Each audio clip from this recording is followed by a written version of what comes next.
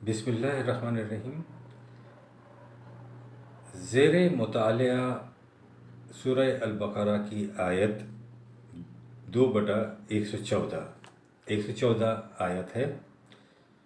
اسی میں موجود ضرب المثل کا ہم مطالعہ کر رہے ہیں۔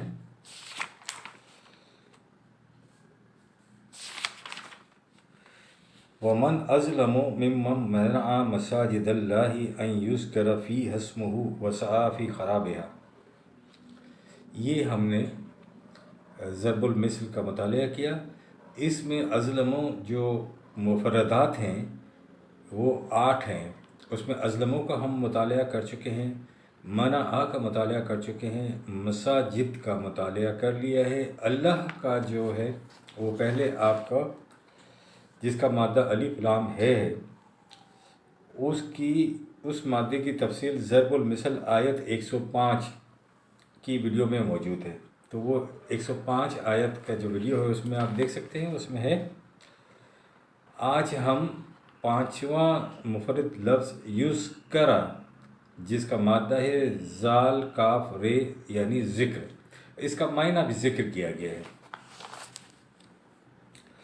تو آج ہم یذکر یعنی ذکر جس کا معنی ذکر ہے اس کی تفصیل پڑھتے ہیں۔ الذکر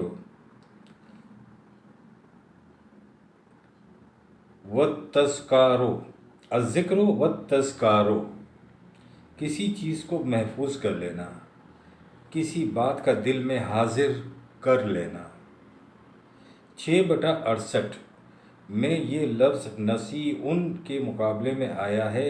نسیئن کے معنی کسی بات کو بھلا دینے کے ہیں اور ذکر کے معنی کسی بات کو یاد کر لینے کے ہیں۔ التذکرۃ، کسی ضرورت کو کسی چیز کے ذریعے سے یاد دلا دیا جائے۔ ٹھیک ہے۔ 76/29 یعنی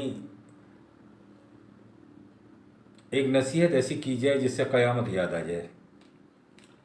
الذکر 6/90 اس کا معنی لیا گیا ہے اس آیت میں یاد دہانی۔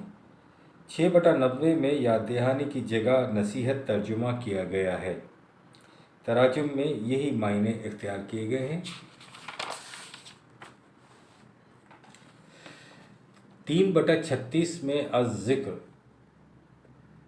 الذکر مذکر نر قوی اور شجاع مرد کے مقابلے میں الانثیٰ یعنی مؤنث آیا ہے۔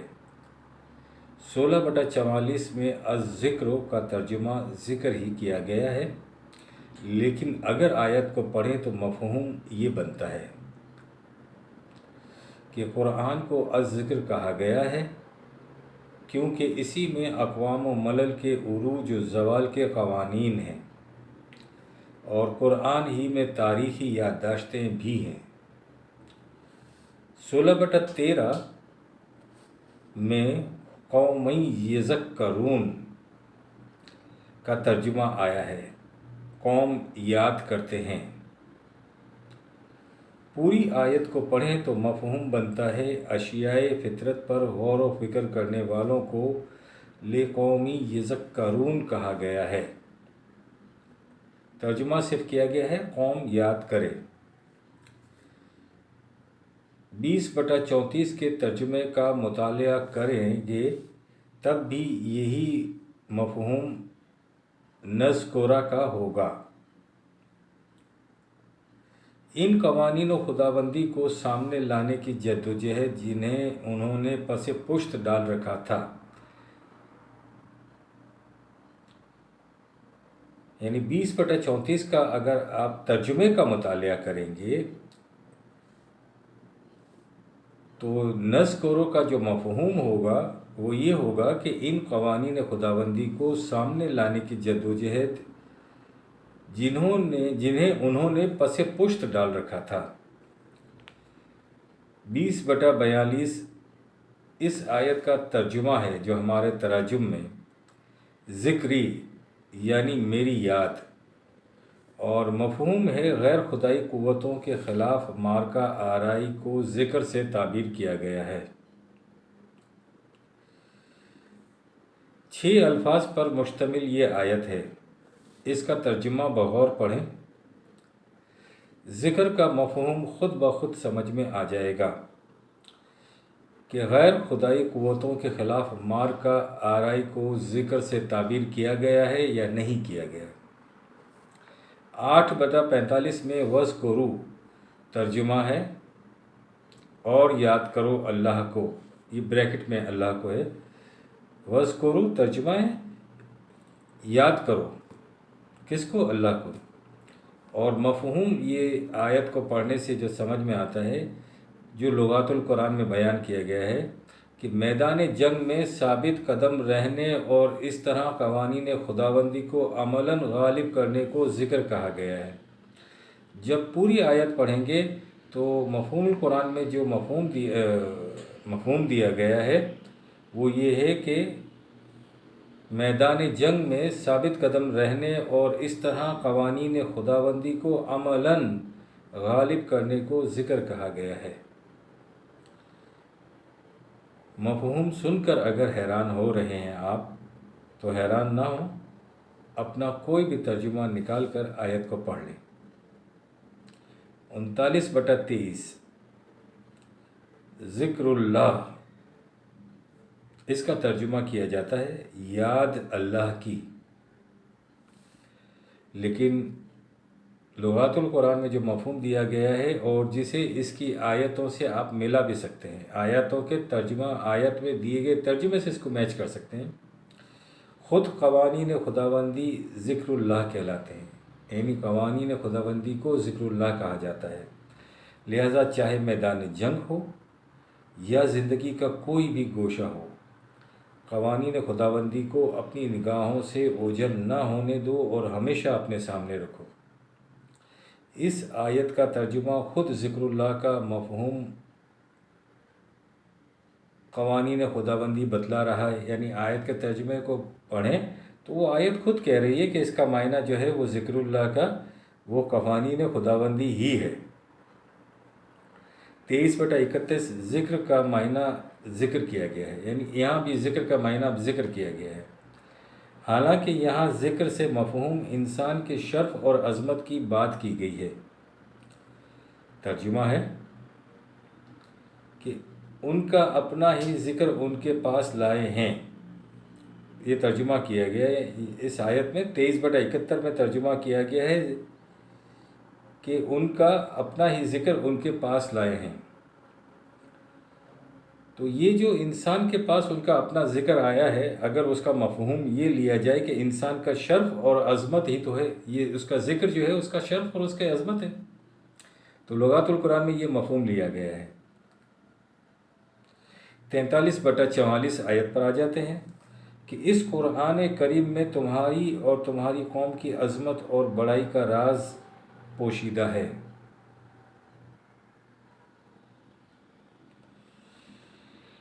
ترجمے میں بھی ذکر سے مراد قرآن کریم ہی ہے۔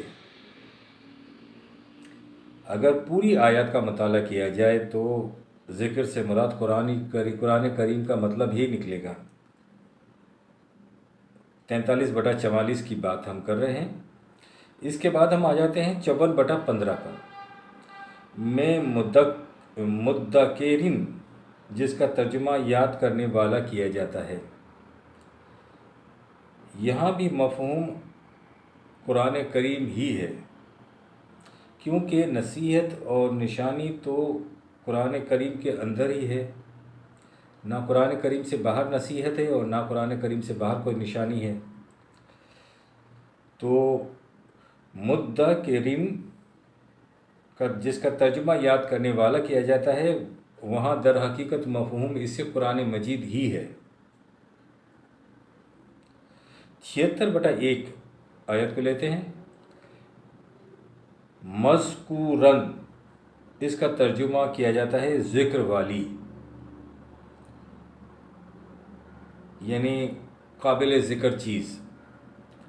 اس کا مفہوم القرآن لغات القرآن میں لیا گیا ہے کہ ایسی چیز جو اپنی ذات سے وجود میں آ گئی ہو اور قائم بھی ہو، یعنی ایگزسٹنگ بائی اٹ سیلف، اس آیت کے ترجمے میں یہ آتا ہے کہ انسان کوئی قابل ذکر چیز نہیں تھا، کا مطلب ہے کہ کوز اینڈ ایفیکٹ نہیں تھا۔ ایک زمانے میں انسان سے متعلق کوئی اسباب نہیں تھے کہ یہ انسان ہوگا اور آگے بنے گا۔ تو ان سب چیزوں کے بغیر ایک چیز وجود پذیر ہو گئی، ایگزسٹنگ بائی اٹ سیلف ہو گئی، تو اس کے لیے یہ مذکورن جو آیا ہے وہ یوں آیا ہے۔ اب آ جاتے ہیں ہم آیت 2/152 پر۔ فَاذْكُرُونِي أَذْكُرْكُمْ، اس کے معنی یہ ہیں کہ تم میرے قوانین کو اپنے سامنے رکھو تو میں تمہارے حقوق کی حفاظت کروں گا۔ یعنی اس کا مفہوم یہ ہے، اور تمہیں عظمت و سطوت عطا کروں گا۔ تم ان قوانین کا اتباع کرو تو ان کے خوشگوار نتائج یقیناً تمہارے سامنے آ جائیں گے۔ یعنی پہل جو ہے انسان کی طرف سے ہوتی ہے، خدا کا جواب اس پہل کے بعد آتا ہے، لیکن ترجمے میں تو ذکر کا ترجمہ ذکر ہی کیا گیا ہے، اس کے علاوہ کوئی بات نہیں بتلائی گئی۔ لیکن اگر پوری آیت کا ترجمہ پڑھیں تو مفہوم یہی بنتا ہے کہ تم میرے قوانین کو اپنے سامنے رکھو تو میں تمہارے حقوق کی حفاظت کروں گا اور تمہیں عظمت و سطوت عطا کروں گا۔ تم ان قوانین کا اتباع کرو تو ان کے خوشگوار نتائج یقیناً تمہارے سامنے آ جائیں گے۔ یہ ہے اس کا مفہوم جو اس آیت میں بھی پوشیدہ ہے۔ ذکر اللہ کے معنی کیا ہیں؟ اب ہم اس کو سم اپ کرتے ہیں۔ ذکر اللہ کے معنی قوانین خداوندی کا اتباع کرنے کے ہیں۔ یہ تسبیح کے دانوں پر اللہ اللہ گنتے رہنے کا نام نہیں ہے، اس کا ایک نتیجہ ہوتا ہے۔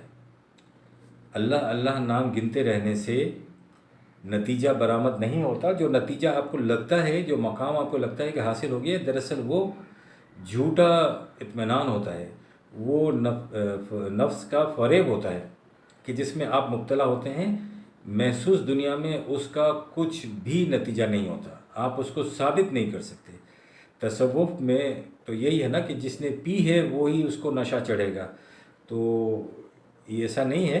قرآن تو نتائج فزیکل ورلڈ میں دکھاتا ہے کہ جس کا نتیجہ شرف و عظمت اور غیر خدائی قوتوں پر غلبہ اور تسلط ہے، یہ ہے فزیکل۔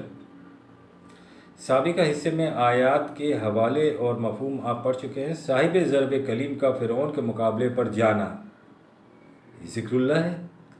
فزیکلی آپ تاریخ دیکھ چکی ہے، میدان جنگ میں ثابت قدم رہنا، اشیاء کائنات پر غور و فکر کرنا، اقوام سابقہ کی تاریخ سے عبرت و موعظت حاصل کرنا، زندگی کے ہر شعبے میں ایک ایک قدم پر قانون خداوندی کو سامنے رکھنا اور اسی کے مطابق فیصلہ کرنا، یہ ہے ذکر جس کا نتیجہ آپ فزیکل ورلڈ میں دیکھتے ہیں۔ ان قوانین کا چرچا کرنا یعنی نشر و اشاعت کرنا، یہ سب ذکر ہے۔ یہی ذکر اللہ ہے جس سے دلوں کو سچا اطمینان حاصل ہوتا ہے۔ یہ ہے 13/28 میں آتا ہے۔ سچا اطمینان علی وجہ البصیرت حاصل ہوتا ہے اور جھوٹا اطمینان اپنے آپ کو فریب دینے سے حاصل ہوتا ہے۔ 3/125 میں سچا اطمینان کیا ہوتا ہے بتلایا گیا ہے، جب انہیں اپنے سے 3 گنا فوج پر عظیم فتح حاصل ہو گئی تھی، یعنی میدان بدر میں۔ تو شکریہ محترم، ربنا تقبل منا انک انت السمیع العلیم۔